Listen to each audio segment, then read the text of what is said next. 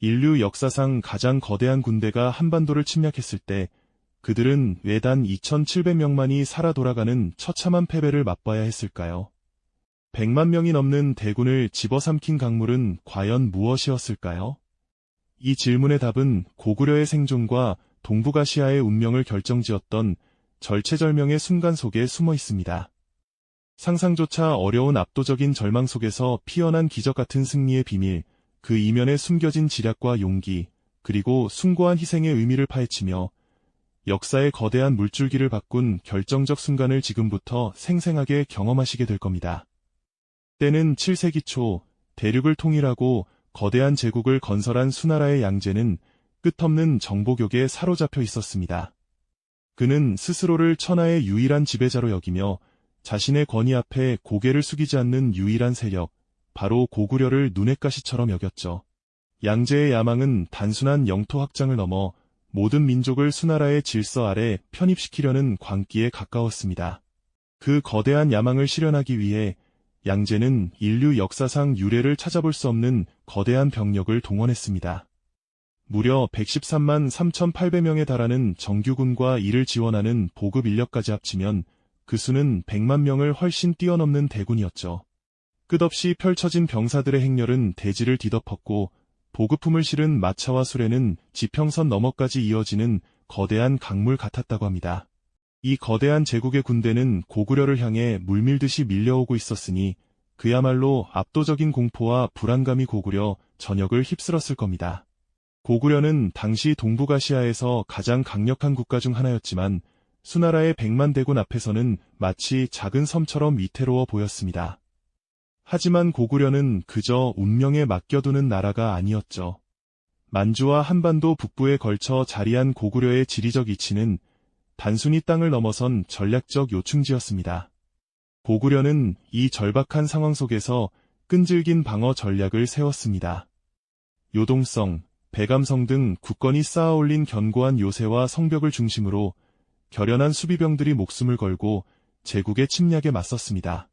그들의 눈빛에는 비록 수적 열세는 분명했지만 조국을 지키겠다는 강철 같은 의지가 담겨 있었죠.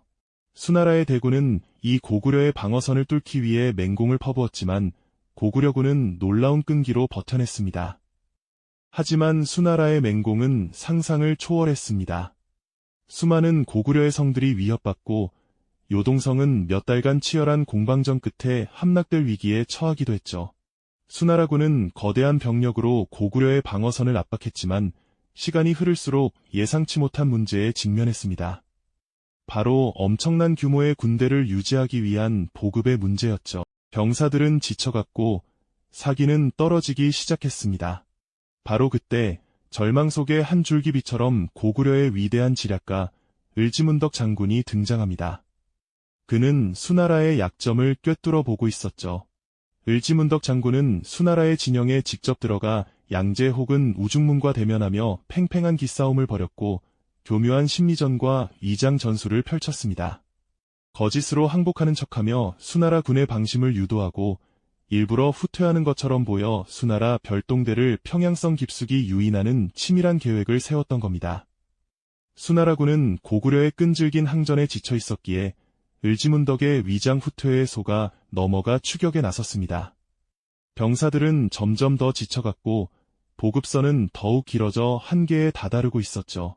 을지문덕 장군의 치밀한 계획이 무르익어갈 무렵 수나라 별동대는 평양성바로 지척까지 다다르고 있었습니다. 그러나 그들의 모습은 더 이상 거대한 제국의 위용을 자랑하는 정예의 부대가 아니었죠. 오랜 원정과 고구려군의 끈질긴 저항, 그리고 끝없이 이어지는 험난한 행군의 병사들은 이미 심신이 지쳐 있었습니다. 보급선은 너무나 길어져 식량과 물자는 바닥을 드러냈고 굶주림과 피로에 시달리는 병사들의 사기는 땅에 떨어져 있었죠. 그들은 오직 승리라는 희망 하나만을 붙잡고 겨우 버티고 있을 뿐이었습니다. 이때 을지문덕 장군은 지친 수나라 장수 우중문과 오문술에게 한 편의 시를 보냈습니다. 신묘한 계책은 하늘의 이치를 다하였고 절묘한 지략은 땅의 이치를 꿰뚫었으니 전쟁에서 이겨 그 공이 이미 높으니 만족함을 알고 그만두는 것이 어떠하겠는가. 이 시는 겉으로 보기엔 수나라 장수들의 뛰어난 전략을 칭찬하는 듯했지만 그 속에는 섬뜩한 경고와 조롱이 숨겨져 있었죠. 처음에는 자신들의 지혜를 높이 산다고 여겼던 수나라 장수들은 이내 불길한 예감에 사로잡히고 말았습니다. 을지문덕은 이미 그들의 모든 패배를 예견하고 있었던 겁니다. 그리고 마침내 살수, 즉 지금의 청천강의 수나라 별동대가 당도했습니다. 지친 병사들은 고구려의 수도를 눈앞에 두고 강을 건너기 시작했죠. 하지만 그들이 알지 못했던 사실이 있었습니다. 바로 을지문덕 장군이 살수상류에 미리 비밀스러운 댐을 구축해 놓았다는 것이었죠. 고구려 병사들은 오랜 시간 동안 강물을 가두고 거대한 물줄기를 한 곳에 모아두고 있었습니다. 마치 거대한 괴물이 숨죽이고 먹잇감을 기다리듯 엄청난 양의 물이 댐 뒤에 갇혀 폭발할 순간만을 기다리고 있었던 것이죠. 수나라 병사들이 강 한가운데를 막 건너는 그 순간 을지문덕 장군의 신호에 맞춰 고구려 병사들은 댐을 무너뜨렸습니다. 갱음과 함께 갇혀있던 강물이 마치 거대한 해일처럼 수나라 군을 향해 맹렬히 쏟아져 내렸습니다. 순식간에 수많은 병사들이 거센 물살에 휩쓸려 떠내려가기 시작했습니다.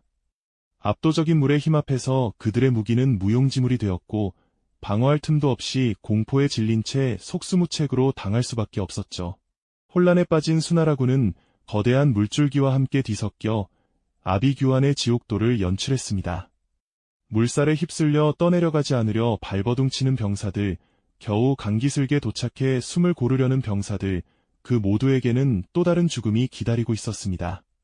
매복해 있던 고구려 군이 맹렬히 뛰쳐나와 무방비 상태의 수나라 병사들을 향해 무자비한 공격을 퍼부었으니까요. 칼과 창이 번뜩이고 활시위가 당겨지며 화살이 비 오듯 쏟아졌습니다. 강물은 순식간에 피로 물들었고 수많은 시신이 거대한 물살에 휩쓸려 하류로 떠내려가는 참혹한 광경이 펼쳐졌습니다. 살수는 더 이상 평화로운 강이 아니었습니다. 피와 물이 뒤섞이고 절규와 비명이 난무하는 거대한 사륙의 현장이었죠.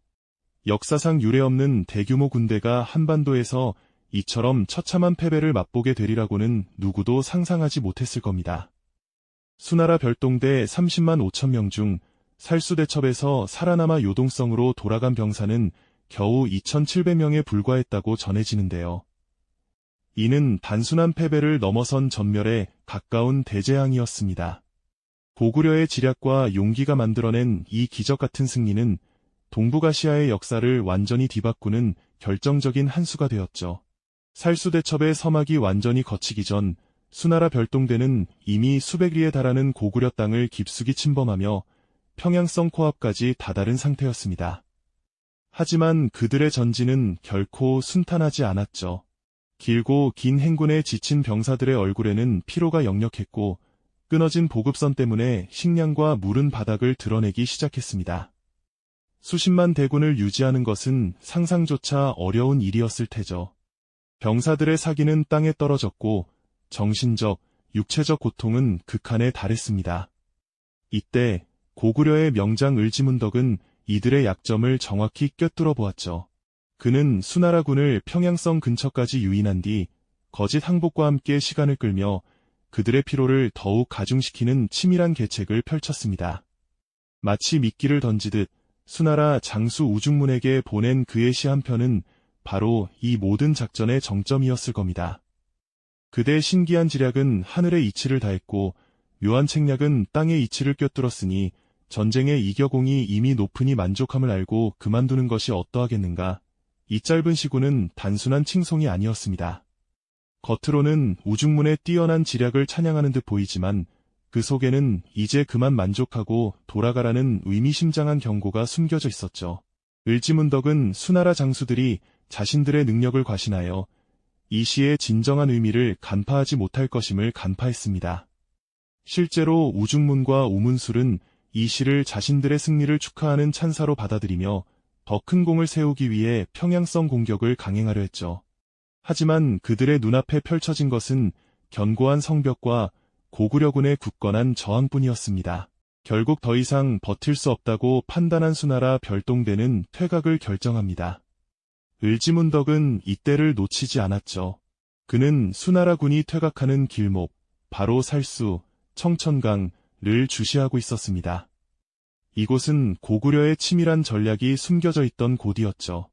살수는 평소에는 수심이 얕아 건너기 쉬운 강이었지만 고구려는 오랜 시간 동안 이곳에 비밀스러운 댐을 건설해 두었습니다. 상류에 물을 가두어 두었다가 적군이 건널 때 일시에 방류하여 대규모 수공을 펼치려는 계획이었던 겁니다. 수나라군은 자신들이 후퇴하는 길에 이런 거대한 함정이 숨겨져 있으리라고는 꿈에도 생각하지 못했을 겁니다.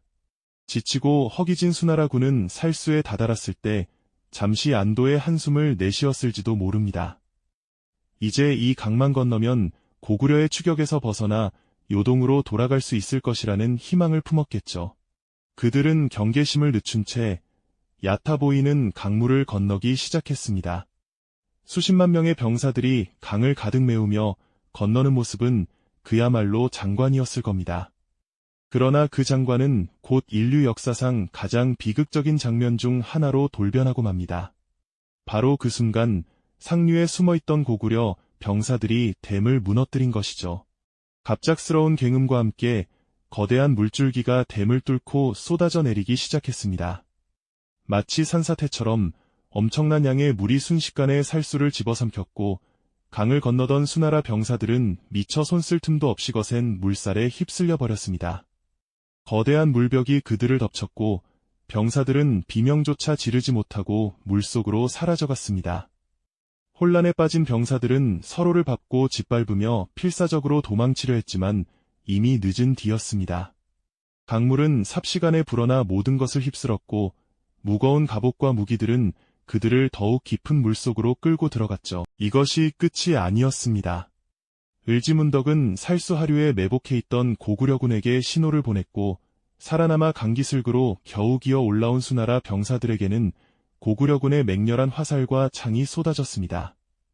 절망적인 상황 속에서 저항할 힘조차 잃은 수나라 병사들은 속수무책으로 당할 수밖에 없었죠. 살수는 순식간에 핏빛으로 물들었고 수많은 시신이 거친 물살에 휩쓸려 떠내려가는 참혹한 광경이 펼쳐졌습니다. 그야말로 아비규환의 지옥도가 따로 없었습니다. 수나라 별동대 30만 5천 명 중 살수대첩에서 살아남아 요동성으로 돌아간 병사는 겨우 2,700명에 불과했다는 기록은 이 참혹한 순간을 얼마나 압축적으로 보여주는 걸까요?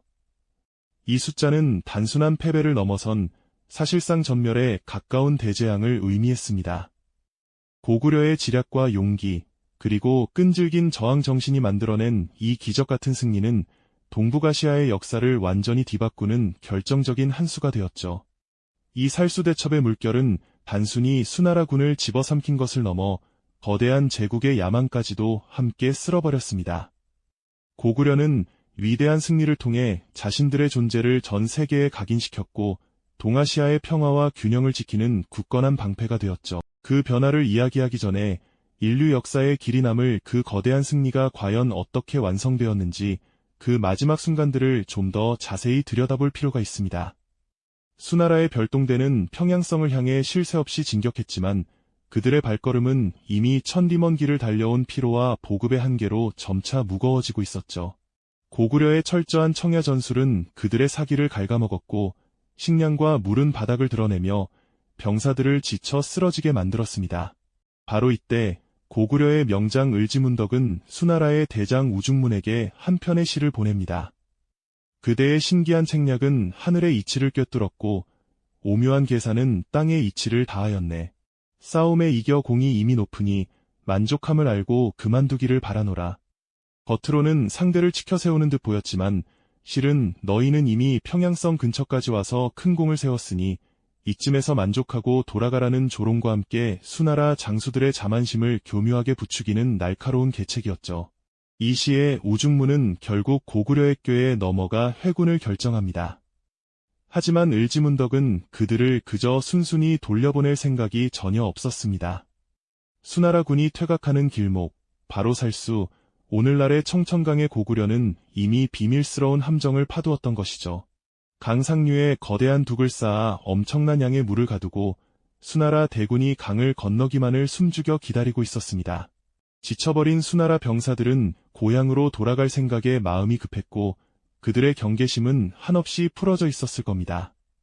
그들은 자신들의 운명을 모른 채 살수의 차가운 물속으로 한 걸음씩 발걸음을 옮겼습니다. 바로 그 순간 고구려군이 숨겨둔 둑이 터지면서 거대한 물줄기가 굉음과 함께 쏟아져 내렸습니다. 마치 하늘에서 거대한 폭포가 땅으로 떨어진 듯 순식간에 수나라 군을 집어삼켰죠. 강물은 순식간에 피로 붉게 물들었고 수많은 병사들의 비명소리가 거대한 골짜기를 가득 채웠습니다.